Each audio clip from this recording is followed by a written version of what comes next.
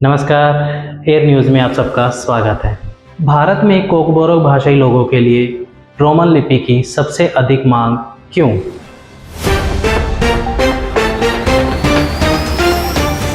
बीते दिनों 56 आदिवासी सांस्कृतिक और सामाजिक संगठनों के एक छात्र संगठन RASK ने अपनी मांगें पूरी नहीं होने पर आक्रमणी आंदोलन शुरू करने की धमकी दी। वजह ये थी कि उनकी मातृभाषा कोकबोरोक को बंगाली से हटाकर रोमन लिपि के साथ संगठित किया जाए, जो इसका असली उद्गम लिटरेचर भाषा है। इस राजनीतिक घटना से सबसे ज़्यादा प्रभावित होने वाले विद्यार्थी हैं जो कोकबोरोक पढ़ते हैं। हिमालय शिक्षा को नियंत्रण करने वाली स्वायत्त परिषद में हर बार राजनीतिक व्यवस्था बदलती है। इससे महत्वपूर्ण परिवर्तन शुरू होते हैं। क्या हुआ, इस मामले की तरफ रुख करने से पहले जान लेते हैं इससे जुड़ा इतिहास। कोकबोरोक त्रिपुरा राज्य के बोरोक लोग बोलते हैं, जिसमें कोक का मतलब मौखिक, बोरोक का मतलब लोग या मानव। कोकबोरोक एक चीनी तिब्बती मिश्रित भाषा है और कम से कम पहली शताब्दी ईसा में त्रिपुरी राजाओं का ऐतिहासिक रिकॉर्ड इसी भाषा में लिखा जाना शुरू हुआ।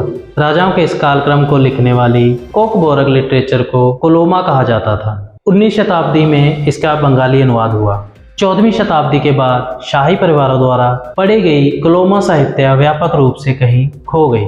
19वीं शताब्दी में त्रिपुरा साम्राज्य ने कोकबोरोक को लिखने के लिए बंगाली लिटरेचर का उपयोग किया, लेकिन जब भारत को स्वतंत्रता मिली, त्रिपुरा राज्य भारत में शामिल हो गया। कई संस्थाओं ने रोमन लिटरेचर को बढ़ावा दिया। रोमन लिटरेचर के समर्थकों का कहना है कि बंगाली भाषा, जो कि इंडो आर्यन भाषाई परिवार में आता है, लेकिन कोकबोरोक तिब्बती बर्मन भाषा परिवार में आता है, इसलिए रोमन लिटरेचर एक लेखन प्रदान कर सकती है जो कोकबोरोक की विशेषताओं से अधिक मेल खाती है। आखिर मुद्दा इतना गर्म क्यों हो गया कि जनता आंदोलन पर उतर आई? स्वदेशी बनाम बंगाली स्क्रिप्ट पंक्ति भारत के आदिवासी और प्रवासी बंगालियों के बीच संघर्ष का एक महत्वपूर्ण मुद्दा है। डाउन टू अर्थ की एक रिपोर्ट में कहा गया है, आदिवासी लोग जो संख्यात्मक और आर्थिक पूर्ण से महत्वपूर्ण थे, प्रवासी बंगाली भाषाई लोगों द्वारा अब खत्म होने की कगार पर है और राज्य के कम उत्पादक दूर पहाड़ी क्षेत्रों में धकेल दिए गए हैं। जबकि कुछ लोग संस्कृत मोर्चे पर लड़ते हैं तो कुछ लोग हथियार लेकर लड़ते हैं। सबसे बड़ी शक्ति जो इन आदिवासी बुद्धिजीवियों को एकजुट करती है वो है बंगाली थोपने के खिलाफ संघर्ष।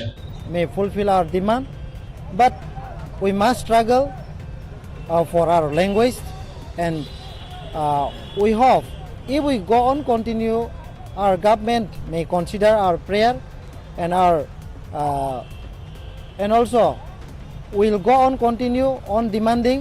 साथ ही युवा अंग्रेजी बोलने के कारण रोमन लिपि से काफी परिचित हैं। इससे उनको कोकबोरोक बोलने में काफी आसानी होती है। जैसे जैसे डिजिटल टेक्नोलॉजी और विश्वव्यापी संचार में तेजी युवाओं को प्रभावित करती है, वह कोकबोरोक को एक स्क्रिप्ट बनाकर अधिक आकर्षक और स्वीकार्य बना सकते हैं, जो उनके प्रदर्शन और परिचितता से मेल खाता है। भाजपा के प्रवक्ता नवेंदु भट्टाचार्य ने IndianExpress.com को बताया कि भारतीयता के खिलाफ लोग कोकबोरोक के लिए रोमन लिपि की मांग में शामिल हैं। ये मुद्दा विधानसभा में भी उठाया गया। सीएम की प्रतिक्रिया ये रही कि किसी भी राज्य लिपि की परिचय पे चर्चा हो सकती है, विदेशी लिपि पे नहीं। त्रिपुरा के राजाओं ने भी बंगाली भाषा का उपयोग किया। त्रिपुरा पर अंतिम शासन करने वाले राजा ने बंगाली भाषा को आधिकारिक भाषा बनाया। इस लिपि को ना स्वीकार करना हिंसा भड़काना है। भाषा के लिए रोमन लिपि का प्रयोग करने के क्या कारण है? हमें तो लगता है कि कुछ शांति ना चाहने वाले बहुत से लोग इस संस्थान में शामिल हैं। त्रिपुरा में रहने वाले 19 आदिवासी समुदायों में से अधिकांश लोग कोकबोरोक बोलते हैं। भाषा का पुराना इतिहास भी है,